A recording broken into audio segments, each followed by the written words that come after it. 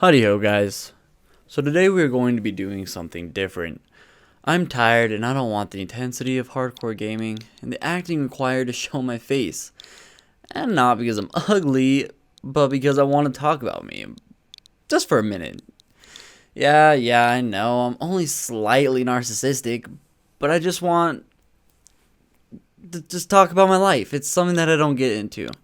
It's something that I just never bring up. Is I'm always under the assumption that no one cares, or that they're going to tease me about how antisocial I am, or because I'm terrible at speaking, and especially mock me because I'm terrible at listening. So I just kind of want to tell some stories that really I feel shaped my life. I'm gonna call this series like Minecraft and Chill or Minecraft and Stories and something like that. I don't know. We'll see. Is I kind of want to relax. I'm lacking motivation, something that I've really been having problems with.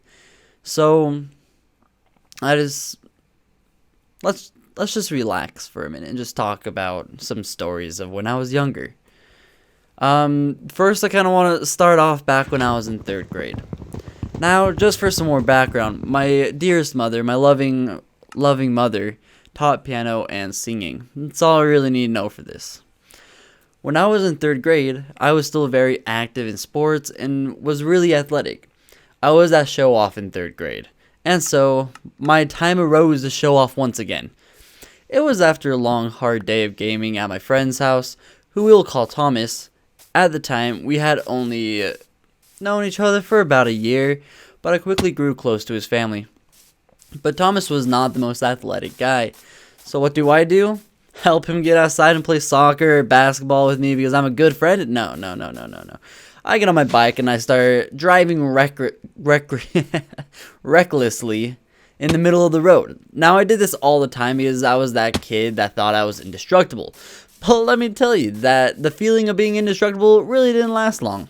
My time came for me to go. It was about past my curfew at 5 p.m., realized I was only about 10 years old, and I say my goodbyes to my friends from atop my bike, no hands of course, and I start pedaling down the street.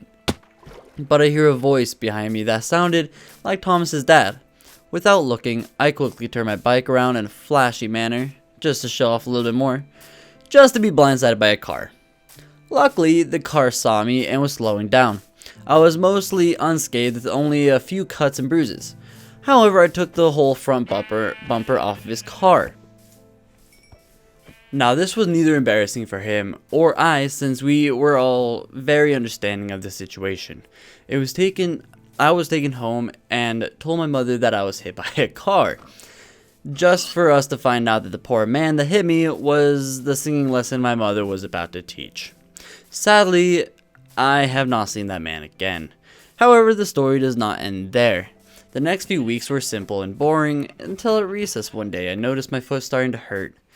To this day, I will never admit that I am hurt. I really won't. I'll bear through the pain and let it heal on its own. However, my shoe soon stopped fitting on my foot because my foot was so swollen. We went to the hospitals and the doctor gave us the news we didn't necessarily want to hear. He told us that I had 3 broken bones in my foot. Now, my mom was just upset that it's expensive, and suddenly it was a bigger deal to be safe on my bike. And I was only sad that I had to walk around in a boot for the next 4 months. The boot tore my self-esteem out of my body and threw it into a river. I remember a very detailed memory of refusing to walk up the ramp to my 3rd grade class because I was so embarrassed of my boot. Nothing else.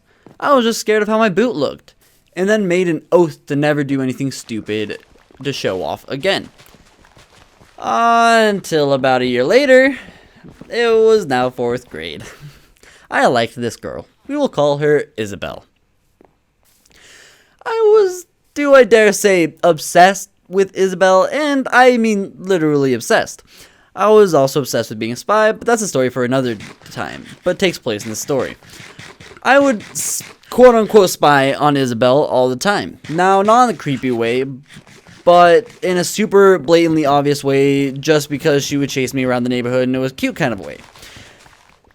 However, this time was different.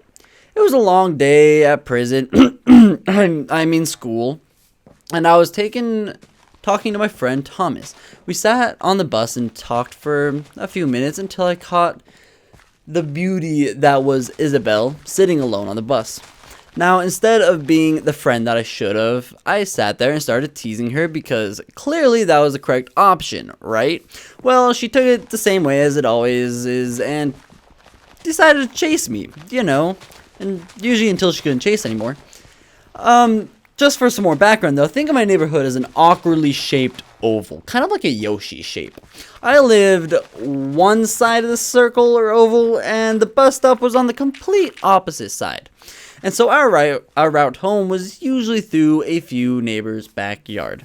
Luckily, they didn't mind since it saves us about 15 minutes. Running from Isabel on this date was meant to be destiny though, because one of those people whose backyards we usually go through got a new low to the ground trampoline. If you guys know what I'm talking about, smash like. The tramps are very low to the ground and are meant for babies and toddlers, and you usually hit the ground with every jump. However, my show-off side broke free. I leap across the tramp and I take flight. I get about halfway into the front flip when I notice that I didn't know how to do a front flip as I fall upon my neck. I struggle to get up as it's really hard to move my neck. I start to cry out of fear and what has happened and expected the worst. My friends escort me home as I cry and laugh because honestly, it tingled more than hurt and it felt like it was tickling me. I walk down my stairs of misery and call out to my beloved mother. She was teaching a lesson and wasn't happy that I was kind of bothering her, since it is her work and a waste the time of her student. I explain the situation to her and I stupidly end the story with, I think it's kind of funny, in which my mother gets mad at me because it was roughly a year ago that the same stupidity has gotten me hurt. However, my loving and caring mother, love you mother, still concerned about what has happened to me, ended her lesson early and took me to the hospital, in which I was told how lucky I am that I broke my collarbone in 2 spots instead of breaking my neck. And for the next few weeks or a few months, I wore the brace of shame around my shoulders. It was like a weird brace that went around my shoulders and my back. And coming up in about 2 months was what we called the Wellsville Mile, where all 4th and 5th graders would run a mile in a place called Wellsville. It was kind of this around a giant cathedral type building. And to us, it was, or to me at least, I saw it as this marathon of pride that you would end up competing in. And I was super excited to just go run with my friends and stuff. But I was very sad to hear that I was not allowed to run in it. I just wasn't allowed to.